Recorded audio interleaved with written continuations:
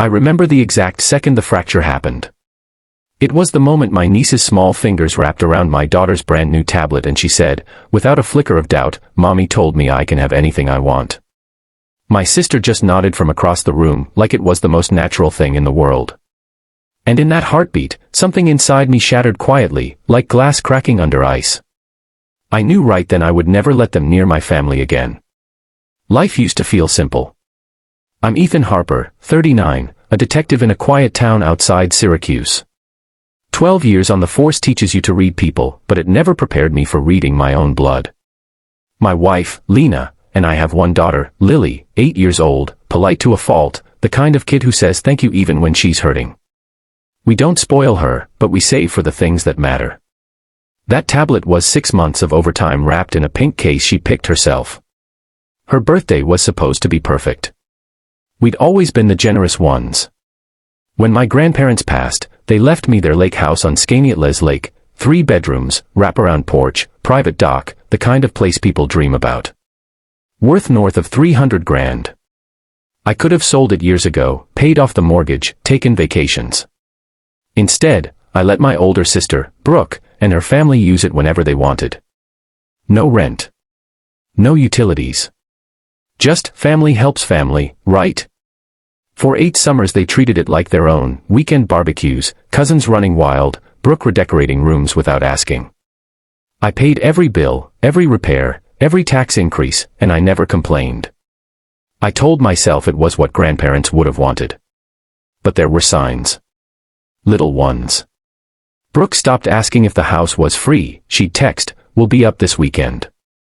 She replaced my grandmother's old kitchen table with something modern and expensive. When I mentioned it, she laughed.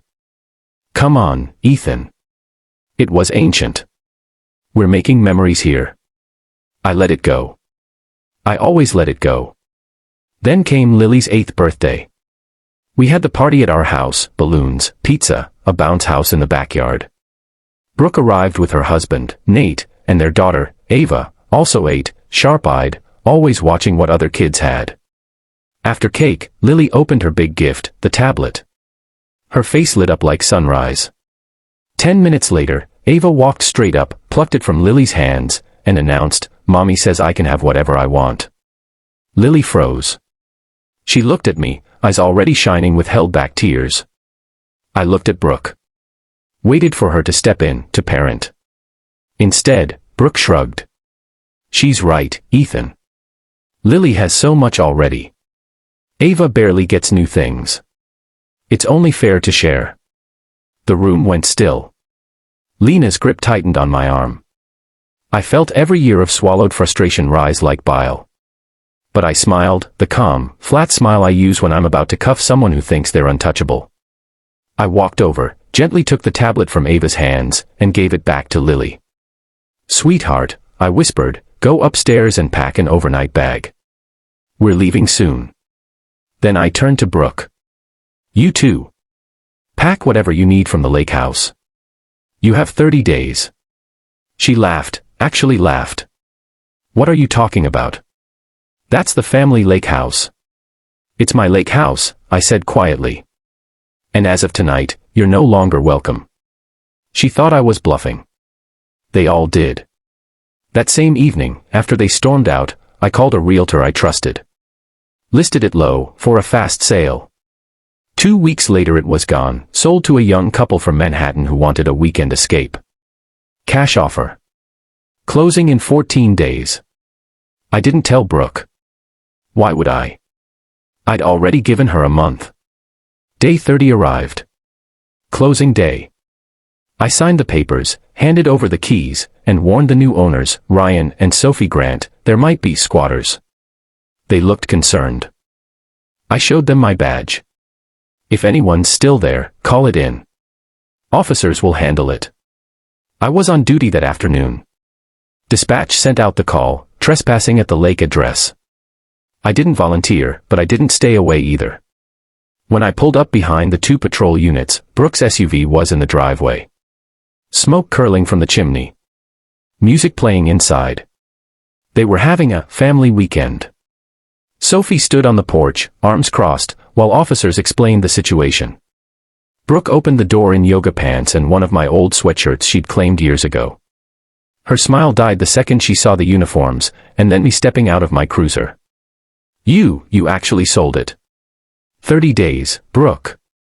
You had 30 days. I thought you were mad about the tablet. I thought you'd cool off.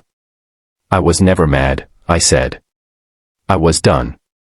Ava started crying upstairs. Nate looked like he wanted the earth to swallow him. The officers gave them 15 minutes to grab essentials. Brooke kept repeating, "This is insane," like volume would change reality. As they loaded overnight bags into the SUV, Sophie asked me quietly, "Why sell instead of just evicting?" I watched Brooke slam the tailgate. Because eviction leaves a door cracked open. Guilt trips, tears, mom and dad begging me to forgive. Selling it. The door's gone. The whole house is gone. She nodded slowly. Family's brutal. You have no idea. That night my phone exploded. Mom, Dad, Brooke, numbers I didn't recognize. I let it ring. Finally answered Mom. She was crying. How could you call the police on your own sister? The new owners called the police, Mom. I just showed up. You've destroyed this family over a tablet. No, I said.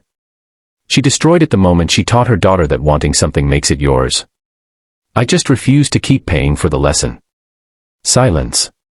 Then Dad took the phone. His voice was tired. I don't like how you did it, son. But I understand why. It's been a year now. Brooke still doesn't speak to me.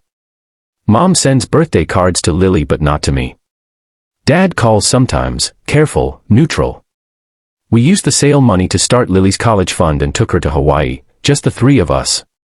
She learned to snorkel, collected shells, laughed without looking over her shoulder for someone to take them away. Sometimes I drive past the lake road and feel a pang. Not regret, more like mourning the sister I thought I had. Here's what I still wonder, what keeps me up some nights. If Ava had just asked, if Brooke had just said, "Give it back," would I have kept the house and the family forever? Or was the crack already there, waiting for the right weight to break it wide open? Tell me in the comments, if this had been your kid's birthday gift, your house, your boundary, would you have sold it all? Would you have forgiven? I'm still not sure I have. Thanks for watching. Do subscribe for more stories.